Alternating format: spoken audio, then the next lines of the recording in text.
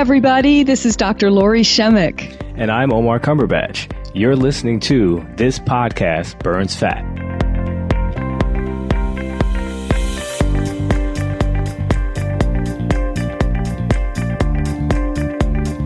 Hey, Lori, how are you? Hi, Omar. I am actually scratching my head, trying to figure out why organic produce is so large now. I know. Are you going to Right? post that on Twitter? I mean, I that's like, should. Yeah. I mean, do you remember the day when organic produce used to be really small compared to conventional? yeah, It, absolutely. it was amazing. And now it's huge. They're just like, I'm specifically talking about berries. So if anyone has the answer to that, I'd like to know. Yeah, Yeah. that doesn't sound organic, natural, none of No. that. So, Also, we would like to thank all of you for leaving those amazing 5-star reviews. We are truly grateful and thankful and really happy to be on this journey with you. So thank you from the bottom of our hearts yes, for thank all you, of thank you. that. Yes. Absolutely. Thank you, thank you, thank you. Yeah. And today we were gifted with Dr. Alona Pulde and Dr. Matthew Lederman, and they are truly a wealth of information. They have what you would say, principles, right? And they have a book called We Heal, and it's based on a healthcare model, and they have 9 fundamental pillars of health that they talk about. And literally, they have evidence of reversing chronic illnesses like type 2 diabetes, heart disease, other issues in life regarding health, such as weight loss and overall well-being. So we were really excited to have them on. They are the authors of Forks Over Knives. I'm not sure if you remember that was a really successful um, uh, outreach, and it really benefited a lot of people. So we had a good time with them. Yeah. Forks Over Knives was one of the first documentaries I think that Mm-hmm. I watched many, many years ago. And it kind of, like just puts you on that path of trying to figure out what's going on with our food. And that was one of the ones that introduced me to this whole kind of lifestyle. So I definitely wanted to give thanks to them for putting that out and getting that message out there for sure. Yeah, and they, whatever type of diet you eat, these pillars work for that, no matter what the diet. Yes, absolutely. So let's Yeah. jump into the show. Okay. We are so excited today to welcome Dr. Alona and Dr. Matt, who are the authors of their latest book, Wellness to Wonderful. And you all may remember their New York Times bestselling book, Forks Over Knives. And they have a lot of credits behind them the list is long, but we are so happy you're here today and that you're going to talk about the 9 pillars for living healthier, longer, and with greater joy, because we can all do that, right? So your model's efficacy, We Heal, is a virtual healthcare model built on the book's 9 fundamental pillars of health. And this path points to results showing a reversal of chronic diseases, illnesses like type 2 diabetes, heart disease, weight loss, and increased overall well-being. And it is quite an honor to have you here. I've really enjoyed your work through the years. And, and it's a big statement to say that we can reverse some of these things. So welcome. And please, if you could just elaborate on that. Thank you for having us first and foremost. Absolutely. Yeah, we are really excited by where we're at right now. Forks Over Knives was a pivotal opportunity for us to really share our passion around nutrition and lifestyle. Mm-hmm. And, that alone has absolute benefits for disease reversal and increasing longevity and overall health and well-being. But Matt and I are as a blessing and a curse, never really satisfied with where we're at, constantly taking personal inventory. And we noticed over time that although we, pretty much optimized our nutrition, we're very diligent about exercise, and really almost strict about getting adequate sleep, we still were experiencing not what we would describe as optimal health. And that kind of led us to, well, what is that word? What does that even mean to us? Mm-hmm. And where we landed was, we want life to be wonderful. And in a world of infinite possibilities, life can be wonderful. So if that's how we're going to raise the bar, what does that mean? And that led us to our additional pillars. So that's very interesting, because I guess maybe we could backtrack just a drop to just discuss a little bit about the nutritional philosophies that you had as a fundamental piece in the equation. So can you go back a little bit there, and then we can expand on to how we can actually make life truly wonderful? Are you asking our nutrition philosophy, or what our nutrition pillar is about? Yes. Yes. So we focus on sort of 5 major food groups, if you will, that we find to be extremely health promoting. And those are fruits, vegetables, whole grains, including your starchy vegetables, legumes, and nuts and seeds. And we tell people to eat those 5 food groups, any of those 5 food groups, eating until they're satisfied. And then if they're not going to eat those 5 food groups, make dishes using those 5 food groups, and really eliminating processed foods, added oils, added sugars, and things like that.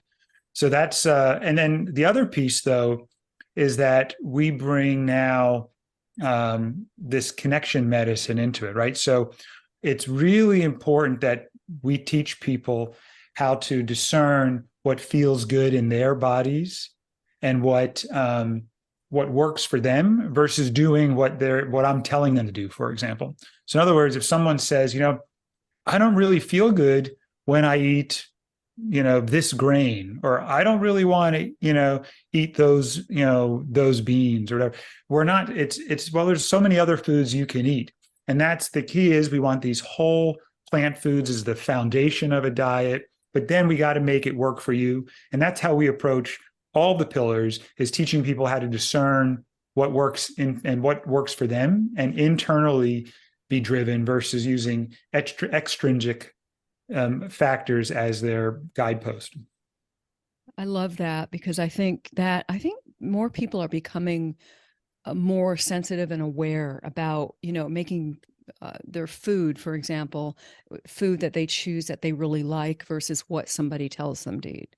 And so we know generally there are certain foods that are good for human beings, but, some, like you said, Matt, you may not like beans, right? So yeah, I just, and I think what you're doing is so important, because it really gets to the heart of optimizing your life, not just your health, which it does, in the end, optimize your health. So you have the 9 pillars, and I'd love for you to either you or Alona talk about the pillars, which ones you think are most important, maybe. Right. So we get that question. Yeah, so we get that question, what's the most important, or where do I start? And we think of the 9 pillars more as like 9 beautiful children. And if someone said, which is your most important child, we wouldn't want to answer that question. Or where do I start? That would be, it depends. If one child's falling down the steps and the other one needs help with their homework, we're going to focus our energy on the one falling down the steps, and then we'll go to the one, on their homework. So to me, it's more about being able to, and it's also, people will say, well, I'm going to get to a place where once the pillars are all in balance, everything's going to be great. And I'll say, well, that's like assuming your kids are going to be taken care of, and get to a certain point, you never have to worry about them again. That doesn't happen. People will also ask, hey, is there a way to, not have to do all this, work, right? And we try to explain how the work is part of the joy. In fact, the joy lives within the quote unquote work. And similarly, right, using that same metaphor with the 9 beautiful children, you could have a lot less work if you adopted a child at, let's say, age 18 and then sent them off to college, right? But you're going to miss out on all the joy of raising the child, even though there's work involved. So we like to think of the pillars from that perspective. And then at that point, we're tending to them all for the rest of our lives. But within that tending is the joy. Yeah, and I think one of the things that we add to that is, although all of the pillars are important and which one needs the most tending will vary at various times, the 9 pillars do start with self, and there's a reason for that. So we know, so many of us already know, we need to eat in a certain way to be health promoting. We should get movement in a day. We need to prioritize our sleep. We need to connect to our outside world, connecting to the natural world. Those are, a lot of people already know those concepts. But what happens is we lose our self connection. And so we're checking off boxes. Yep, I exercised. Yep, I ate the right foods. Yep, I went out for a walk in the natural world. And they're just a checklist of boxes that still keep us in this survival mode, scarcity mentality, rather than I'm going to check in and I'm going to see what of these is resonating with me today. Where am I off? Matt mentioned nutrition. Nutrition is only helpful if you actually eat the health promoting food. Right. It doesn't matter how much you know. And if you don't if you're stuck on well, I have to check off the box for broccoli. No, there are a whole slew of vegetables you can pick from. There's a whole lot of fruit. There's so many different options, but that starts with self-connection. So do you think that self-connection is actually the one thing that gets in most people's way, especially when they're starting out? It's the one that's probably most overlooked. And we talk, the self pillar starts with regulation, which is getting out of fight or flight mode, getting out of that sympathetic drive, getting out of that high alert state that actually we talk about in Wellness to Wonderful, about how that's a pro-inflammatory state. And when you get out of that state, all at that point, you're now feeling safe and secure.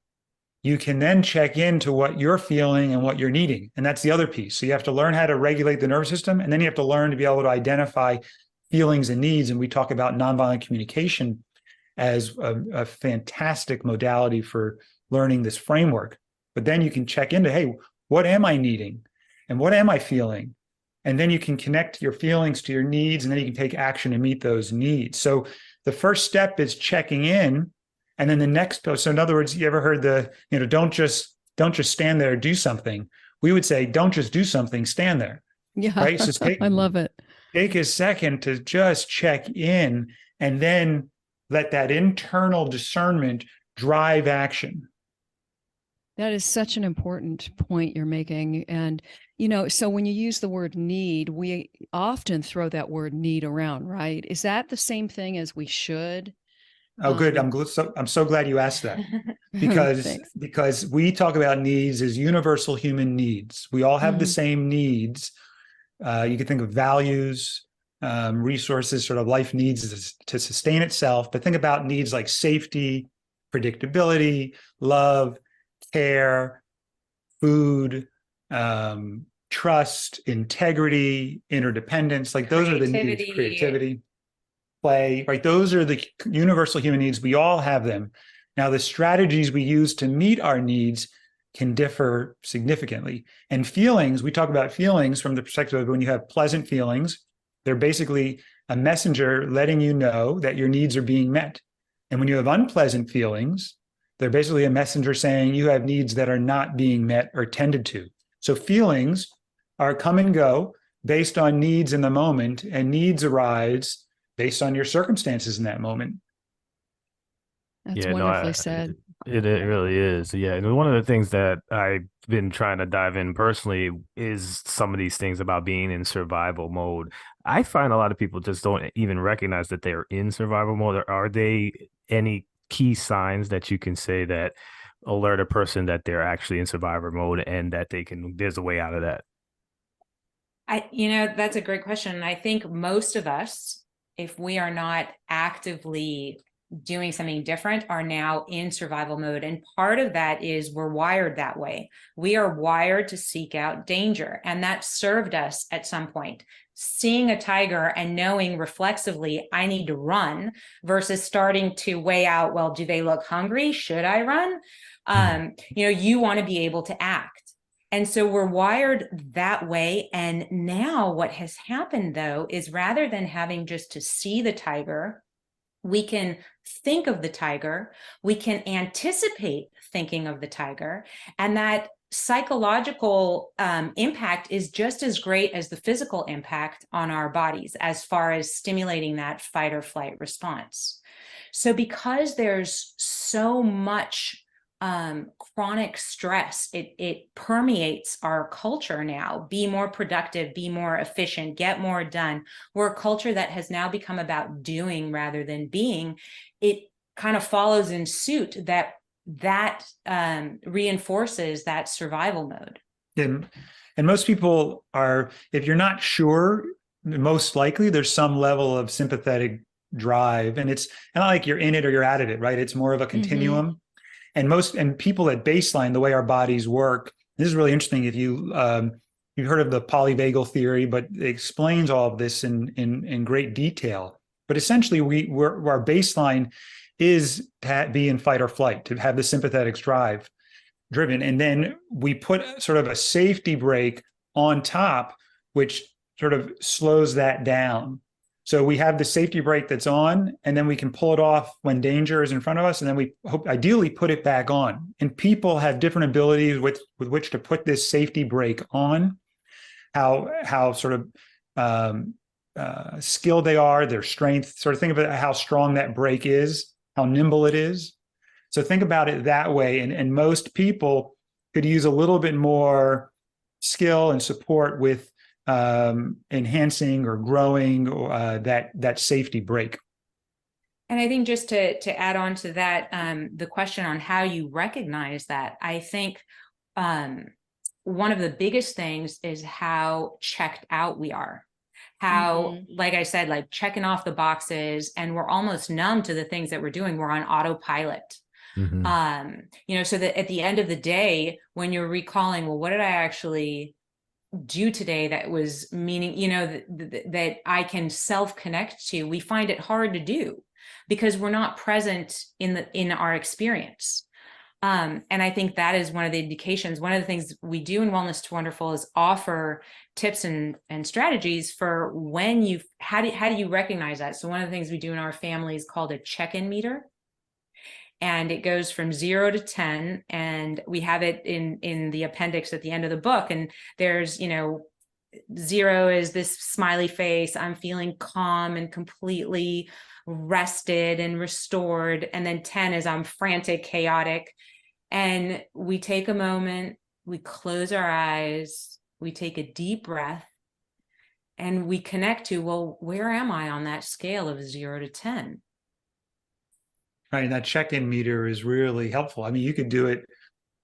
We could do that with you right now. But the idea is that if you're mobilized, right, that's sort of, unless you're playing, mobilization with, in play is sort of, you have oxytocin to help you say, hey, you're actually safe. But in general, if you're mobilized, you're going to be, that's sort of, that you can think of that as fight or flight.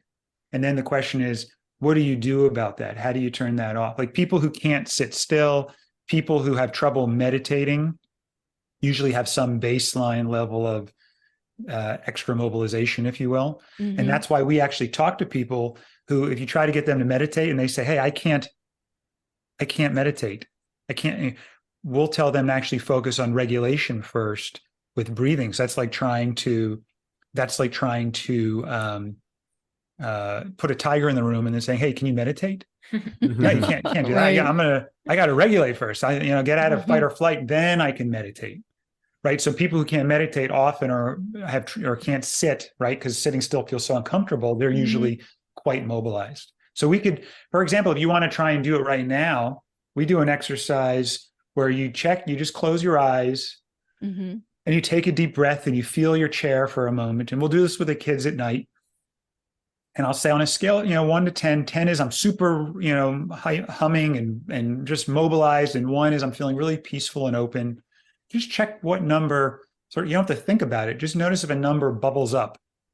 I would say for people, 1 for me. Yeah. So you're feeling really peaceful right now. Mm-hmm. And then what we can do is we take our hand, we call this 5-finger breathing. That's what our daughter calls it. And you just, as you breathe in, as you trace your finger, if you trace your finger up like this, on your thumb first, and you go breathe in, and then breathe out as you trace down.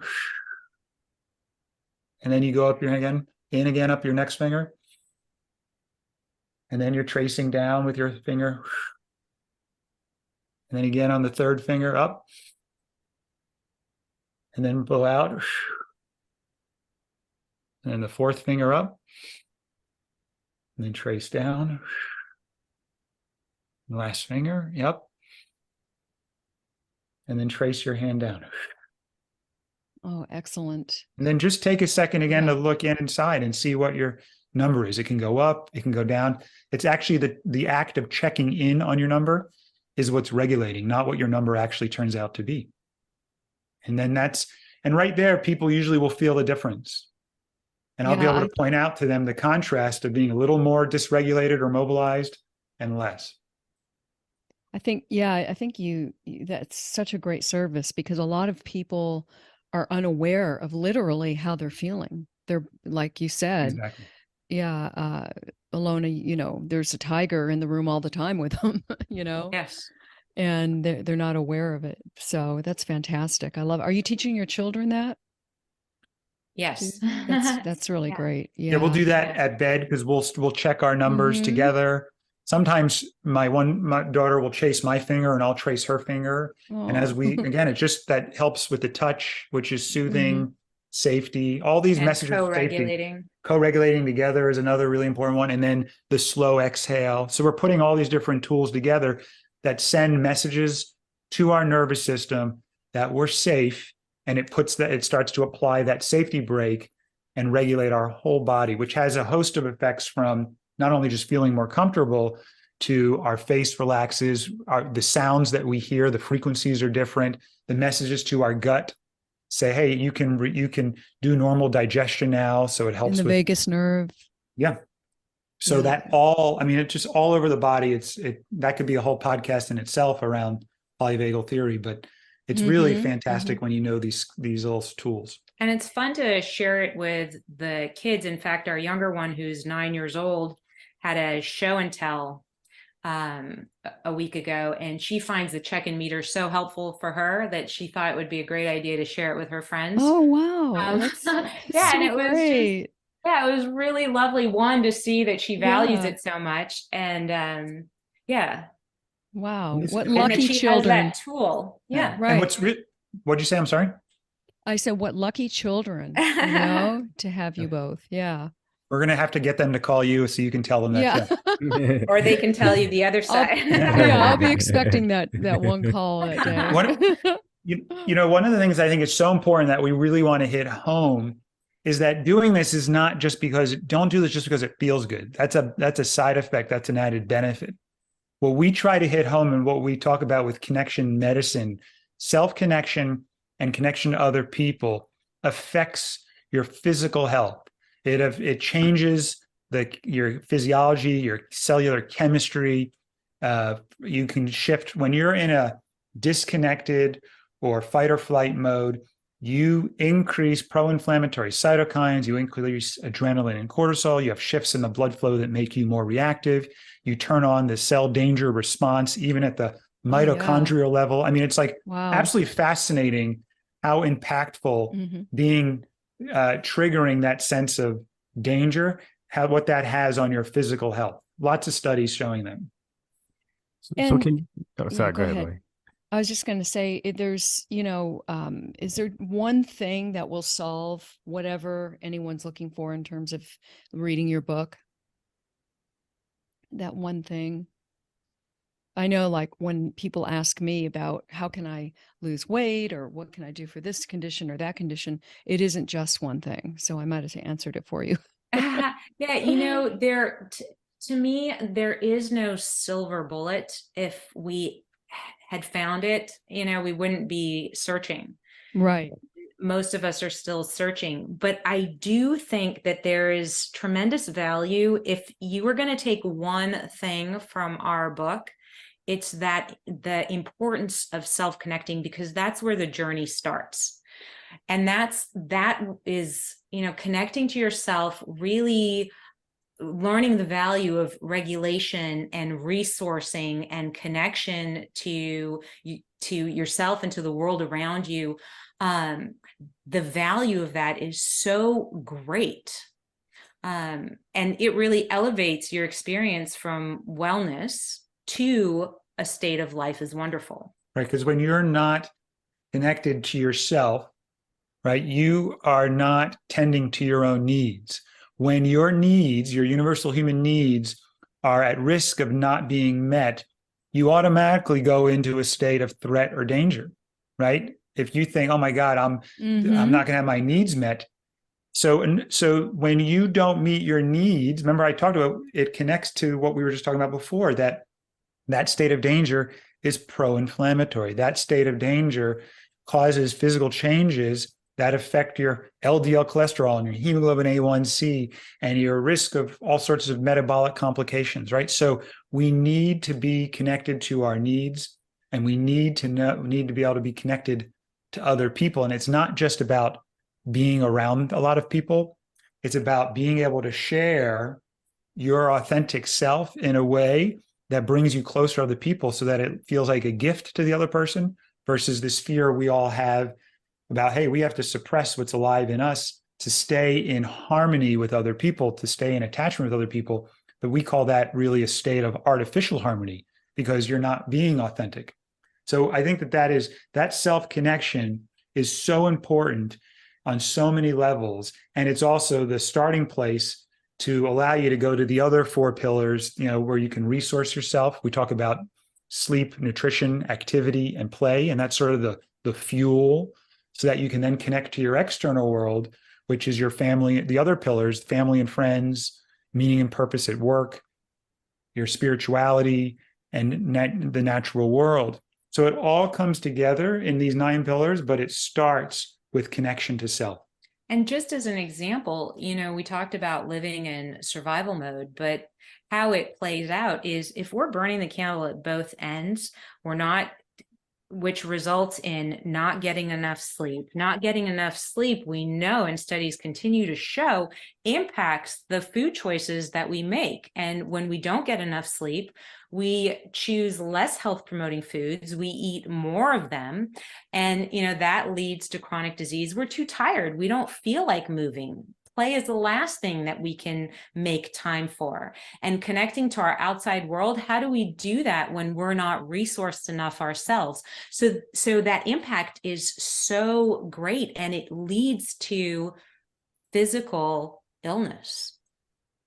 Yeah, no, absolutely. And I think you touched on it a lot in this context, and I just hope you can dive in a little bit more, because this all could turn into the obesity epidemic that we see nowadays, with the combination of all the 9 pillars kind of being neglected. So can you just kind of dive into that a little more, especially because our audience is, usually looking for a way to lose weight, burn fat, and try to get into a better health space? And can you just kind of dive into that a little bit more, so a person can get to a little picture of how they can take first steps? So going from self-connection and how that actually translates into health promoting actions. Yes, yeah, specifically in the context of obesity. Yeah, so if somebody is overweight or obese, the first thing I want to ask them is it just an information issue? Do they just not know what to eat? And if you just tell them, hey, eat this food instead of this food, and they're like, oh, no problem. And then all of a sudden the weight will come off.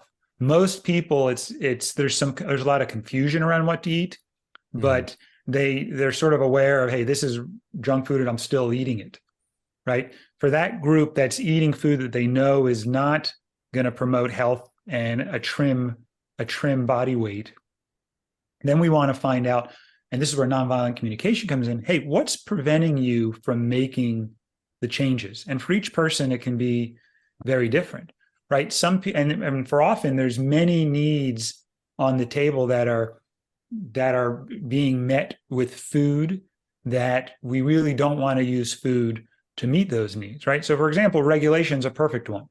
We're in that fight or flight mode, and we want to regulate and calm our nervous system. The ventral vagal branch, the ventral branch of the vagus nerve, is that sort of the part that when I talk about safety, that we talk about, that innervates the throat, and swallowing and chewing, for example, are going to stimulate a sense of calm or safety through that nerve, right? So just chewing and swallowing is going to help us regulate our nervous system.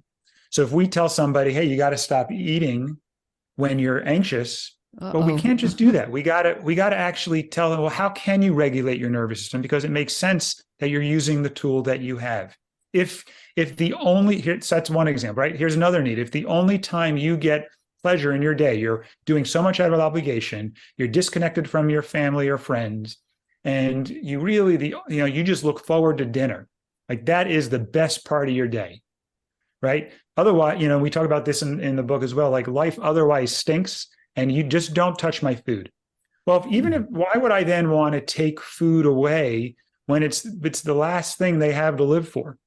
Instead, what I'd want to focus on is, how can we start making life more wonderful so that food is just one of hundreds of ways of life being fantastic, versus that's all you got to look forward to. So we got to step back and look at the life and say, hey, let's change that a little bit. So I just gave you like 2 examples, and there's lots more, right? For example, someone who's not interested in taking care of themselves because they're so disconnected from their social circles, right? They're just so suppressed and disconnected that they're not, and then you help them restore some of the relationships that are really important to them. And all of a sudden they're inspired and they have energy, and now they want to take care of themselves, right? Or work. They're just miserable, 10 years doing the same thing. They hate it and they don't think there's any other way, and all these have-tos, and they don't feel like they have any choice in life. So you start helping them figure out ways to meet their needs for meaning and purpose, whether it's through work or other things. And all of a sudden they're inspired and they're energized and they want to take care of themselves. So talking to that person about diet might be premature, for example. So those are just some examples of how you use the pillars and in sort of investigative work with the patient to figure out where to spend your energy first. I love that. And also, I tend to think that if somebody, especially with obesity, that they're, depending on the type of diet they have, the inflammation that they're dealing with is high. And that does have, a mind mood connection to a motivating, if you will, lack of motivation connection. Gut health is compromised most likely. And so we see low level depression a lot. And so I think the inflammation piece is super important for you for this book, with this book. Super important. I mean, disconnection is suppressing emotion was associated with different microbiomes compared to people who expressed emotion normally. Right. So, I mean, it's all connected, which is the ultimate point we're trying to make. And the obstacle that people are dealing with is not, how do I get more willpower, or how do I find the next fad diet that will be easy?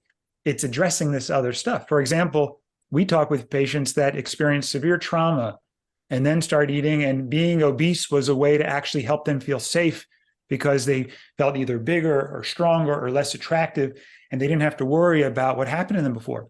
So those people need trauma support, and you could help them get the weight off and it'll go right back on until you help them meet their need for safety and security, right? Do you see what I'm saying? So there's so many reasons why people, it's so many reasons why people are not able to make the changes and sustain them. And that's what we think the 9 pillars help address. And I just started thinking about, the inflammation piece of it and their diet. Do you recommend supplementation for your patients? Depending on the diet, for example, people who choose to follow a vegan diet, we would recommend taking B12 right? But Right. in general, I think also their medical history. So some people have malabsorption issues and need additional support. right. And supplementation is not the answer to people's health issues, though, right? So if someone's Right. saying, and if I find this magic supplement that's going to help me lose all this weight, or if all of a sudden, protect me from all these diseases, you can't sort of buy your way into good health. That you would be have to earn nice, it. wouldn't it? Yeah. Boy, would it be. I know. So I guess that being said, I was really actually curious about, do you guys talk to a lot of people to try to convince them to go plant-based as opposed to some of the people who are just used to eating meat in their life? Is that kind of where you steer them? Or is that like the ultimate goal? Do you work with where they're at? We always start with where they're at. And I think more than tell people what to eat or what not to eat, it's, a lot of our medical practice really is nutrition, lifestyle, and connection. And that's not only with the patient, but our relationship to the patient. And connection is key in that space. And so it's what needs are we trying to meet together?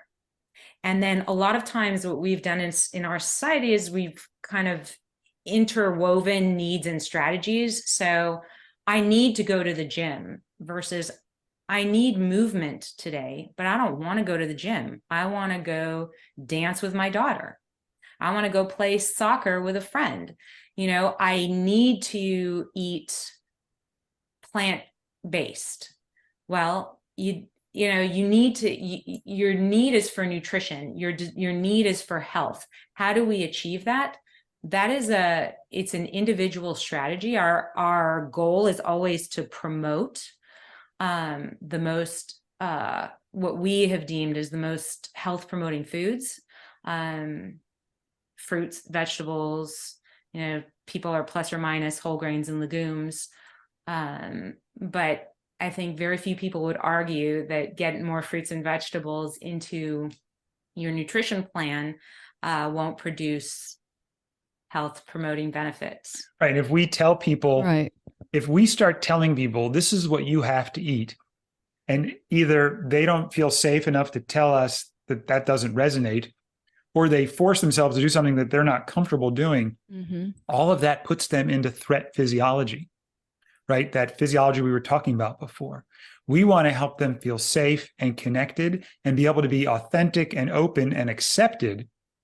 And then they make choices based on the information and they determine what resonates with their values, right? All of our lives, we've been sort of externally guided and directed. So you knew you were a good kid because your parents told you. You knew you were a good student because your teachers told you. You knew you were a good worker because your boss told you, right? We want to get out of that. So a good diet is not what we tell them. We give them information, and then they have to check inside and say, what am I willing to do? What am I excited? What do I have capacity? What makes sense? What resonates? And then from there, they take action, and then they come back and say, hey, how was that? And they say, that felt good, or that didn't feel good. Here, and then we play with it. But it's really about that connection with the quality of connection with the patient, not about the strategies. That's secondary. And I think it also goes back to, sometimes somebody will come in and their primary goal is to lose weight, but we don't even tackle nutrition as a first step because so many of the other pillars are out of balance. And until we can address those, that internal motivation and the joy as far as making any changes in nutrition will be too much to receive at that time. Great point. Yeah. Absolutely. Yeah, no, I really appreciate that. I think that's a lot of people who obviously jump into this space kind of think it's just about the food that you put in your mouth, but you definitely displayed today that it's a lot more than that. And I really like the way that you just summarized it. So I think you guys were awesome today. Yeah, absolutely. We loved having you. Oh, thank you so much. Yeah, so can you tell us how to get in touch with you? What's your website, social media handle, and just, a little bit where to get your book? Exactly. Yeah, really excited to share that to the audience. Yes, so our book is called Wellness to Wonderful, and that's available in all different formats on Amazon.com. And then our website is weheal.health, and you can get consultations with us. We have a fantastic nutrition and chef who helps people with cooking. We have someone that helps with trauma recovery. So it's really about supporting people that want to jump in and really try something different. And you actually, didn't you just graduate from 4 years of going back to school in anger? It's not management. So I'm on anger. It sounds so wonderful. 4 years. Sorry about that. 4 years of just being angry. No, I went back and got my certification as a CNBC certified trainer of nonviolent communication. Right. And that was I'm one of the few medical doctors that's certified in that, and it's so fantastic. Alona teaches that as well. It changed my life. It was harder than medical school by far, more rewarding and valuable as far as how it's impacted my life personally, with my wife, with my kids and patients. And I can't recommend it enough. And it's a big foundational part of our program. So I highly recommend. And it's in our book throughout. You are both so inspiring, really. So I know that you've inspired a lot of our audience, and we appreciate you. Well, thanks so much. We really appreciate that. Well, you take care, and we'll have you back on for the next book. That sounds great. Thank you both so much. Thank you. Take care now. Bye-bye. Bye-bye. Thank you so much for listening to this episode of This Podcast Burns Fat. We're so excited to have you as a listener, and we're hoping that you've really enjoyed the content as well. And if you did, please run over to iTunes and provide a rating and or review. It will go a long way in helping us continuously build our listenership up so that we could provide you with excellent content regarding fat loss, weight management, and just an overall healthy lifestyle. Thanks so much. Have a great night.